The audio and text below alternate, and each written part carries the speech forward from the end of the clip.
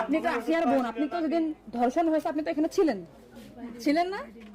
যেদিন ধর্ষণ হয়েছে সেদিন নিয়ে আপনি কিছু কথা বলছেন টেলিভিশনের সামনে, আমরা দেখেছি, সারা বাংলাদেশের লোক দেখছে।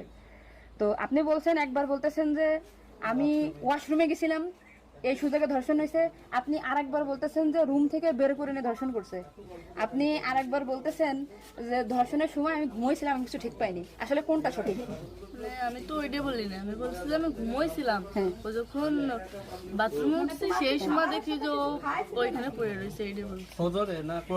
আপনি বলছেন যে সেহরের পরে, আবার বলছেন রাত 2:30। এটা মানে টাইমটা আসলে মানে বলেন যে হ্যাঁ। আমাকে দিক তো সিয়ারি খাই 2টের দিক, হুম। আর তারপরের কথা বলছি।